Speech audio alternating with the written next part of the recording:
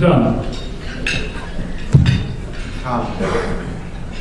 If the devil rays in the future that leave our community, we're going to be confronted with a tough question, which is, can we actually afford to keep them here? This question is addressed to anybody that feels that they've got a handle on the finances of the city. What is the actual cost right now of maintaining the stadium and keeping the devil rays here? And I included in that, of course, the cost of the bond payments, police, fire, traffic, insurance, maintenance, overhead, etc. The person that knows the answer to that, please give it to me. The debt service on the stadium right now is about $13.2 million a year. When the bond issue is retired in 2015, that debt service will go down to about $2 million per year. So right now, the debt service, or the money from the tourist tax and from excise taxes that are going to support the stadium, are about $13 million a year. Now, we are receiving revenues. We receive 67 cents for every single ticket of a person that walks in the door, not just for a Rays game, but for any event at the stadium. Any ticket where somebody goes in, we get 67 cents. The first $250,000 of that goes to a capital fund every year to do capital repairs on the stadium. The next $100,000 goes to lease payments. $100,000 is the rent payment every year. Everything in excess of that $350,000 goes to city general funds. I agree.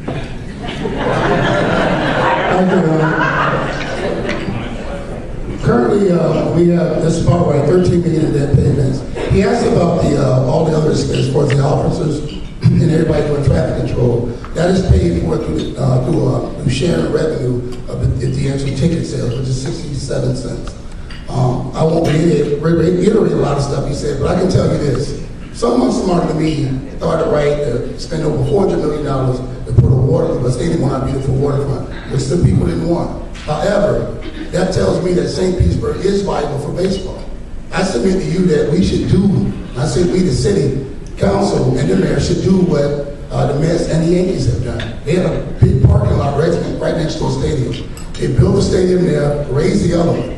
The infrastructure is already in place. That's our state of the game. Also, the utilities, the exit ramps, all of that. We also have a bed tax, which is currently funding that, and it's up 23%. Butts in bed, primarily because of the raise.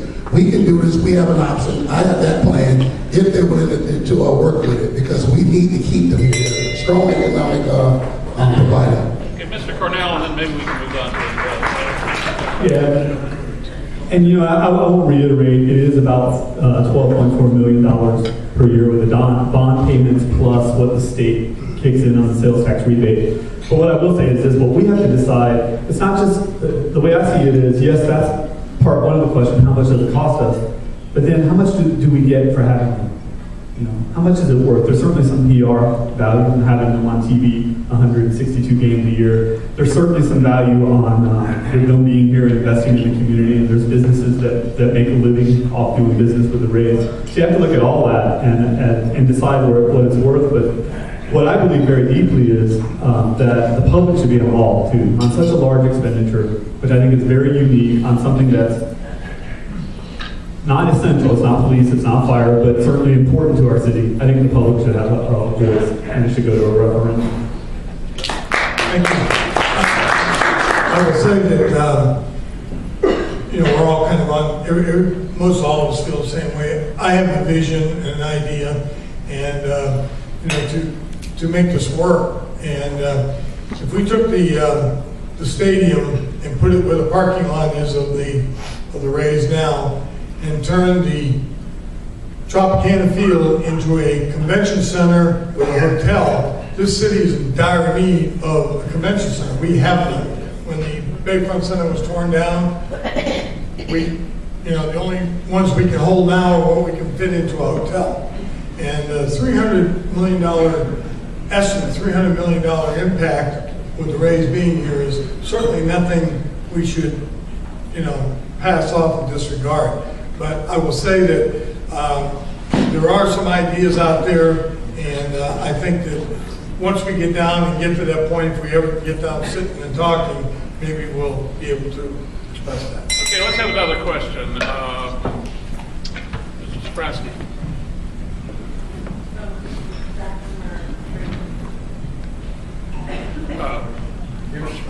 Hey, Zach, how you doing? Okay. This question is for Bob personally. Bob, you and I have talked about this before. When you ran the first time, Larry Williams introduced you to all of us in the southern part of the city who were with homeowners associations and that sort of thing. And you made a commitment to Larry to support him for mayor. And you didn't hold that commitment to Larry. And what we're all wondering is, if you can't keep a commitment to a close friend, as a person that the mayor says is not a politician, how in the world can you tell the rest of us that you're going to keep any commitment that you make today?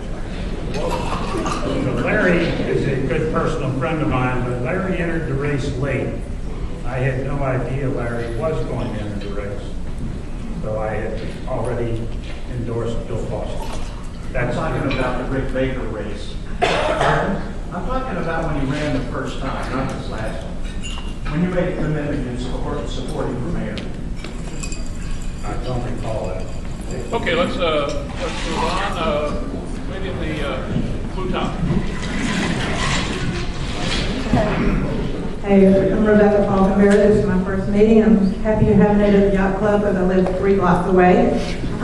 It's not often I get a chance to ask a lot of elected officials this question, and this is an easy yes or no. Do you believe in the science of global climate change that indicates that humans are responsible and that we've raised the Earth temperature 1 degree and that it will have serious impacts on all coastal communities? Yes or no? Yes. I believe in the science of global climate change, yes. I think the jury's still out.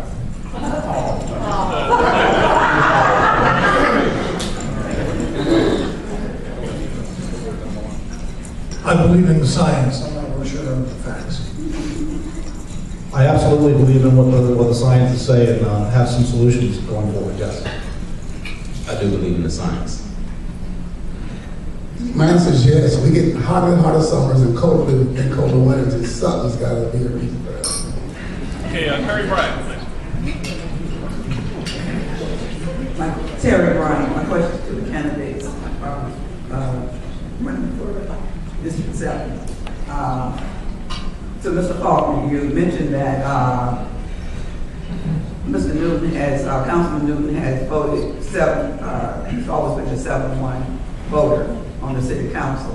So my question to you, what did he vote against that you were so vividly against? And Mr. Newton, I'd like for you to respond on why you voted no. There were several votes where you voted 7-1. Most recently, even the budget, you voted against that. Actually, I don't believe that was 7-1. I believe it was 2 people voted no to that. What I'm against is not voting no and not against asking the questions. But again, it's not how you say something or what you say, it's how you say it. And again, you have to work with people. He just stated also that he voted no, and in voting no, he was able to save or bring the monies for the youth in the community. I don't know how you vote no and get monies for the community. So if there are 4 no votes, 5 no votes, it's not going to pass. You have to get some yes votes. So that's what I'm saying, and that's what I'm against, is not working with people, not working towards a solution. It's one way, again, to speak up for people and speak for the community. If the community wants to be heard on an issue, then speak no on an issue. But you need to be able to work towards a solution. My time is up. As usual, you don't get an answer, you keep a lot of rhetoric. The budget, the reason I voted no on the budget, we have over $250,000 being paid to 141 of the top paid administrators. I'm talking about the lowest paid one make $120,000 of your tax money. Now they're giving them a car allowance of over $250,000, and here's the hook. They don't even drive. You know, I mean, this don't make no sense. Why are we talking about closing library, cutting library hours, closing pools, and doing all this crazy, horrific stuff? But we want to keep rewarding the highest paid employees with benefits that they don't even need. That's all. And another one was the pier. The pier, the reason I voted no on the pier, I'm not against development. I think it's great. I'm not against the designers. I think they do an excellent job. However, what I am against, there was never a vote in the council chambers to let you, the people, come in and have a say. But we sit up here and tell you, vote for us, but we won't let you vote on public access like that. That is wrong. I cannot go along with that. Okay.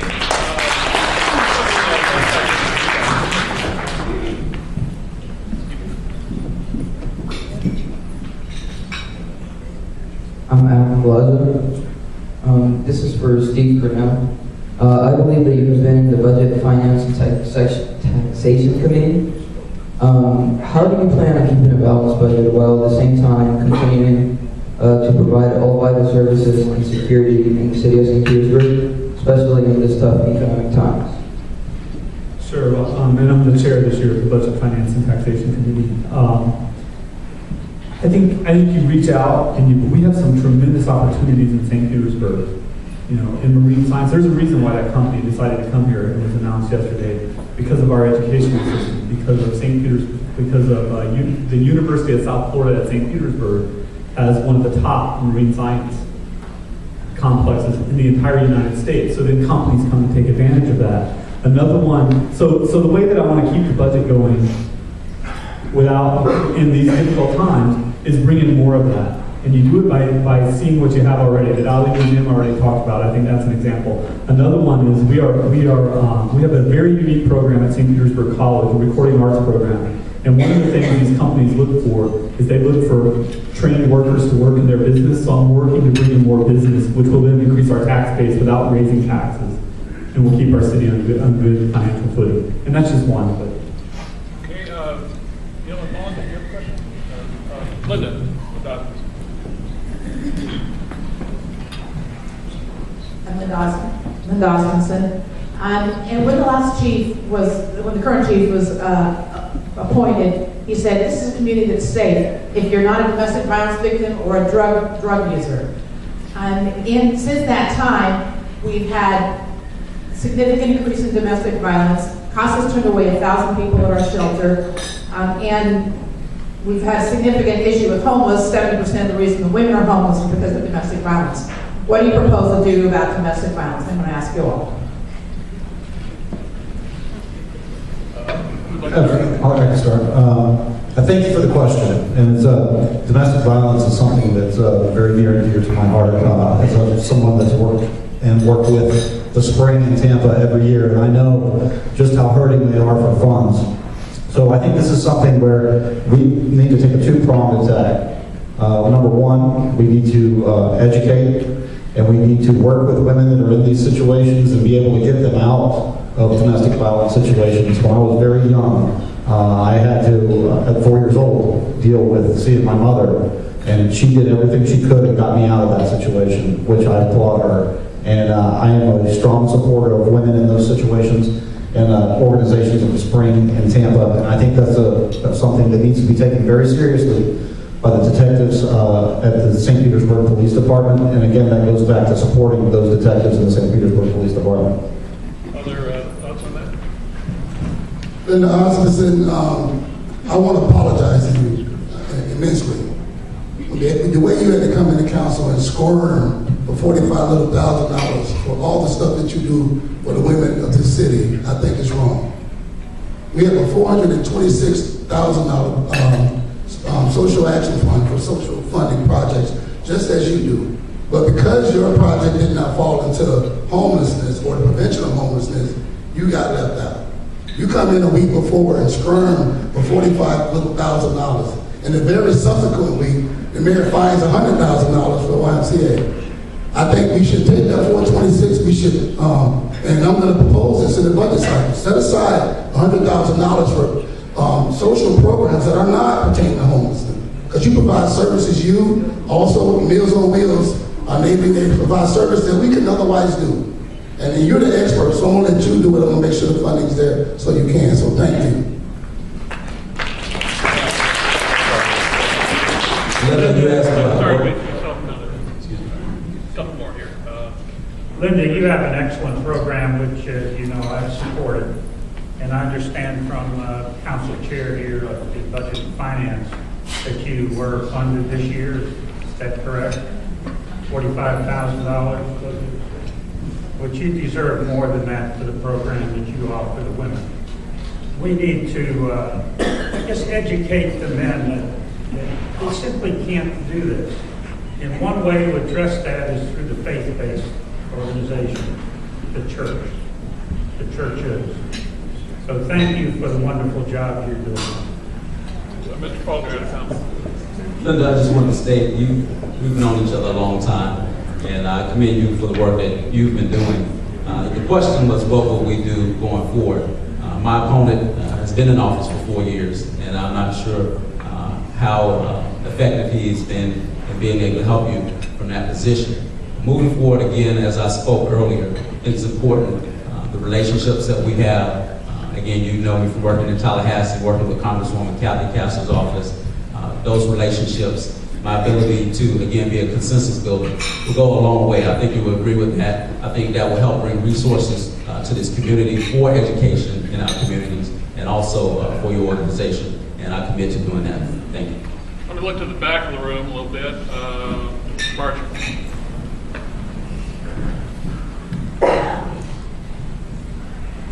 Mr. Kirstein, Bruce Martin. Mr. Kirstein, you emphasized that you would be available as a full-time worker for council. Isn't this contrary? The implication is that if you're working as a business person, working man, a professional, attorney, realtor, etc., that you're less qualified to be a councilman. Why do we have a strong mayor if that's your position? Not sure I understood the question. You emphasized in your talk that you would be available as a full-time council person. You said it more than once in your talk. Are you stating that only full-time people, mainly retirees, should run for office? No, I'm not saying that. I'm just emphasizing that I will be available full-time. Gentleman way in the back of the white shirt. Hi, my name is Michael Sano. My question is to any of the candidates. Do you feel that the final election should be in our district only, i.e. giving local control to the district versus having to run for the whole city to win the votes of the district? Some of the candidates up here couldn't hear the question. He wanted the question was, just so I can repeat it for everybody, he wanted to know, should we run citywide or just the people in our district vote?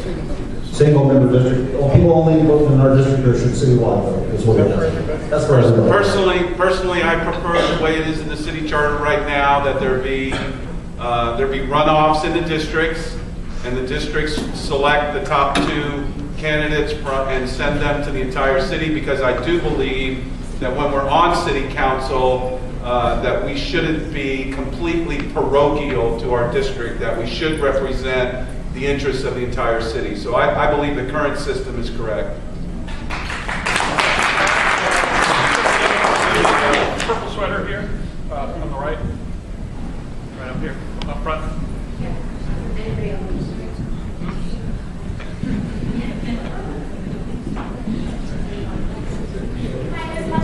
Charlie Rose as well as Bob Kirstein and anybody else.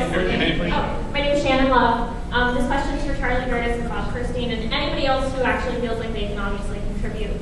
We talk a lot about economic development, particularly in downtown St. Pete, which is crucial, but there's also a lot in West St. Pete. I know Borders recently closed at Tyrone Square Mall. There were rumors for a while that JCPenney's was going to have some financial issues. What can we do in West St. Pete to encourage economic development?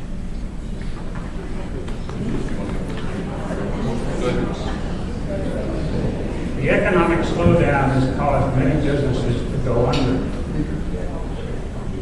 There's no telling when the slowdown will end. Probably in real estate, not until 2015.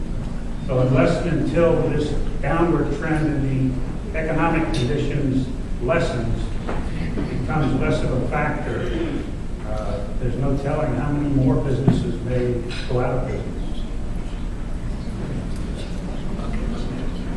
I believe that since the West Side economy is really retail, commercial generated. When you talk about Tyrone Square Mall and all these surrounding shopping centers that kind of feed off of the economic energy that the mall creates.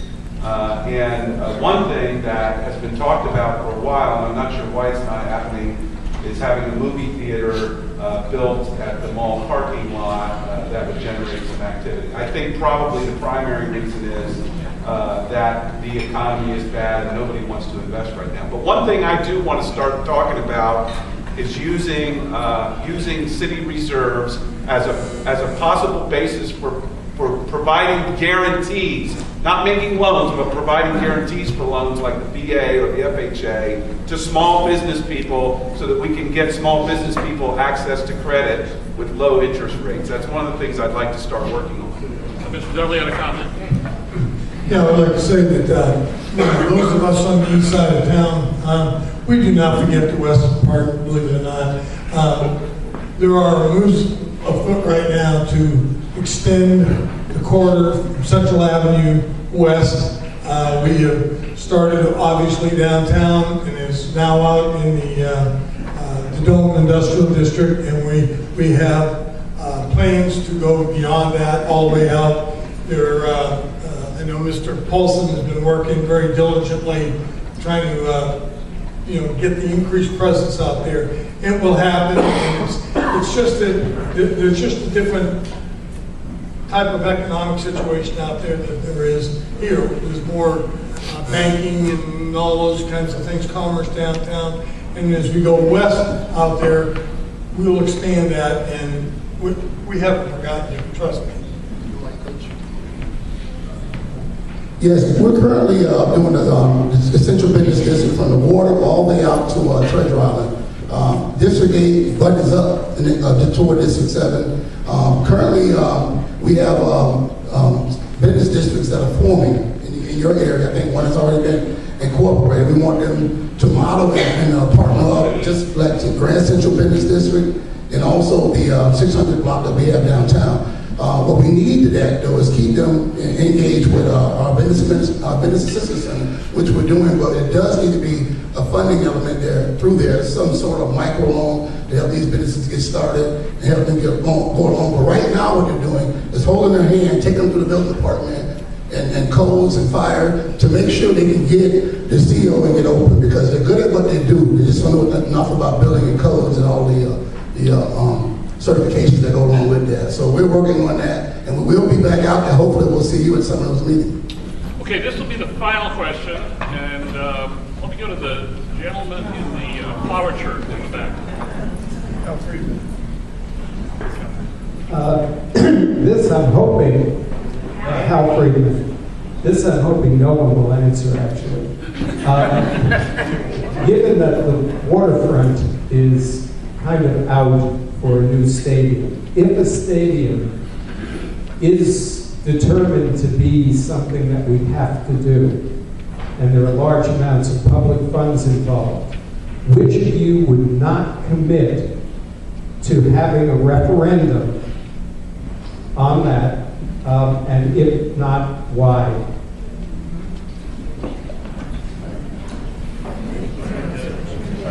Absolutely a referendum. Yeah, I already said it, but I'll say it again. I think we should work out whatever the deal that we want, and it should go to the public in a referendum. Referendum. No, we should never fear the outcome of the vote. Well, that's what got me sitting here, the voters. And I want their input. I want them there every step of the way. It's their money, their resources, and we can get this done. As long as there's any public money or subsidy in terms of real estate, I would say that we need a referendum. Any public money or other property that's exchanged, there needs to be a referendum. I would agree also on referendum. I have strong support from the Chamber of Commerce, and I think that's the one thing we didn't agree on. I believe in referendums. Not for everything, but I believe in that issue definitely. I would agree on a referendum if we had multiple plans put up that people could choose from. Taxpayer money, we should vote.